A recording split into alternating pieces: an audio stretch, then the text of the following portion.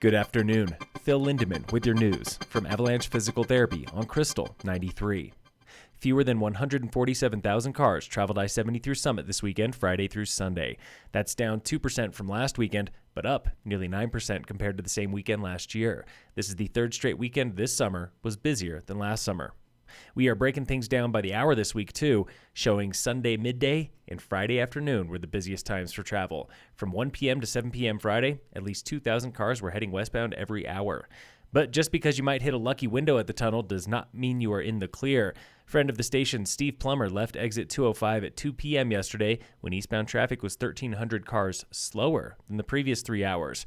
It still took him 2 hours to reach Red Rocks, though, when he caught up with the midday traffic. Dozens were stuck on I-70 near Brighton yesterday evening when heavy rain flooded the Front Range corridor. Denver 7 reports 11 people were rescued from disabled vehicles.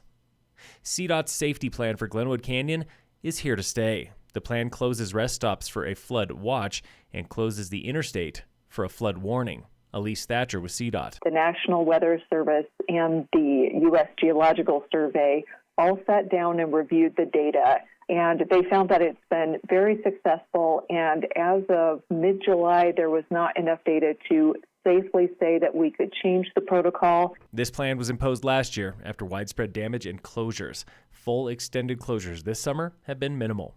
Now, CDOT is working proactively to reinforce the canyon. Repairs and prevention work to try and capture debris as it comes down, and this includes more fencing and other infrastructure along the canyon walls. Thatcher calls that stretch of interstate a, quote, never-ending project. Local parents are stressing out about school buses after months of unpredictable routes last year. Tony Bird, new superintendent at Summit Schools, says they are still working on the plan for this year. And it looks like we're going to be able to bus almost every single student who needs a ride. So who qualifies? Students with special needs, siblings of those students with rides, also students on free and reduced lunch, students that have long commutes. Those are the general ways we're thinking about it. The bus schedule should be ready in coming days.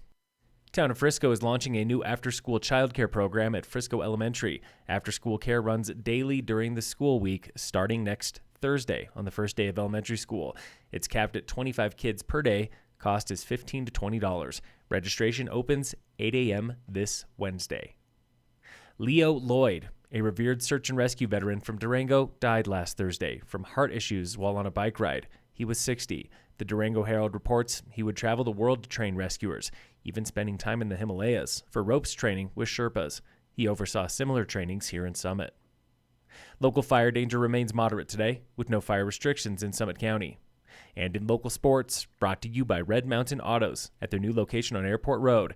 Next race in the Town Mountain Bike Series is coming up this Wednesday, August 10th for the Soda Creek Scramble. Sign up at racebreak.com. Happening this Saturday at Frisco Peninsula is Run the Rockies Trail 10K and Half Marathon. Registration is still open for both events at runtherockies.com.